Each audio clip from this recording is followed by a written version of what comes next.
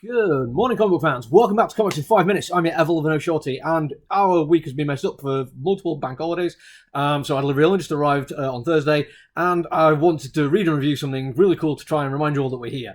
And I'm going to read and review World Tree. Now, technically, there's been some delays with this one. Covers A and D had printing issues, so we've been politely asked by Diamond UK to destroy them.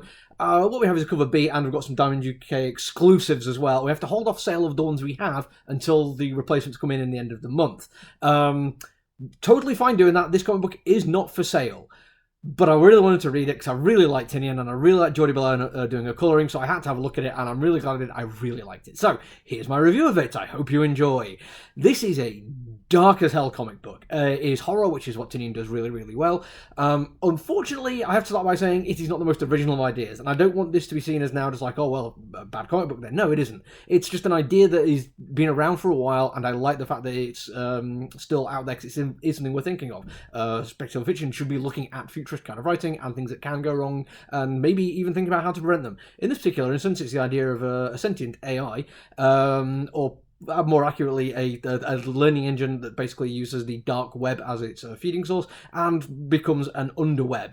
And it appears that its impetus for doing what it's doing is to generate the kind of content that horrible trolls will share around, so it can basically get more content to give to these trolls and keep feeding into the loop for itself. Like I say, the idea of the sentient AI, or sentient internet even, is not like most original of sci-fi ideas. It's been out there for a while. I've just finished playing Cloudpunk, and it happens in there.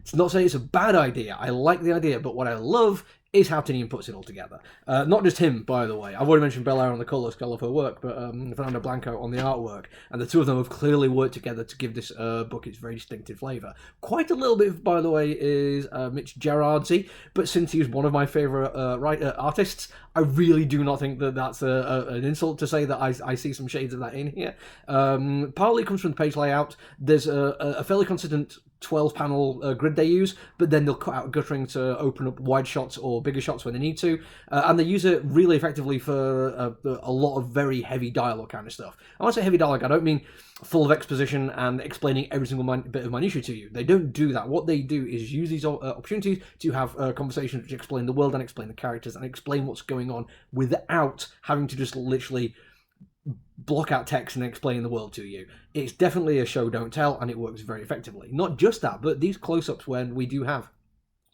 repeated panels of just conversation between two people, effectively talking heads, it gives sorry, I've forgotten his surname already, Blanco, the chance to really show what he can do in terms of non-verbal communication. Because, yes, you can read the text and you can then look at just the very obvious striking faces and get a sense of emotion. That is layer one. That is the absolute bare minimum I expect of a good comic book artist to do.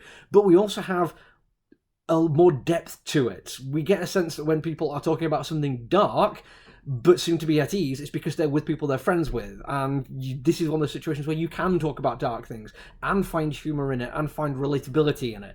You've also got the billionaire tech mogul who seems to be coldly detached from everything, because we find out that at some point when he was funding his startup or whatever, he did discover this undernet and was trying to stop it, because even though there's no such thing as an ethical billionaire, clearly looking forward to seeing how Tinian's going to have fun with that one, he still thought this was a step too far.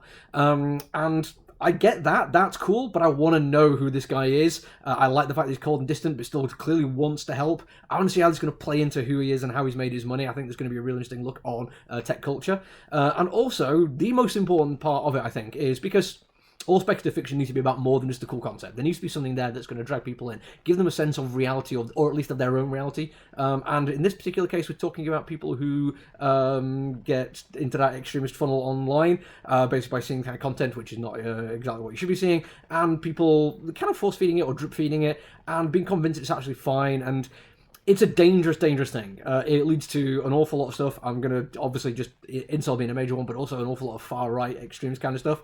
Thankfully, it's never done as like a really obvious thing in this comic book. It's subtle, but it's there, and it's giving it the story room to build. Unlike usually in the real world, where it's actually either algorithmically or just people deliberately trying to take advantage of the algorithm, this is a learning machine that's trying to do it on purpose. My favourite bit about it, though, is there seems to be an almost personification of this underweb, and she is, for the most part, when you see her, just a fully naked woman with tattoos and an undercut and weird excessive fringe or bangs for the American viewers. And when I first saw it, I thought, if you were going to take a character that would appeal to the kind of people who would share this kind of hateful, horrible content online.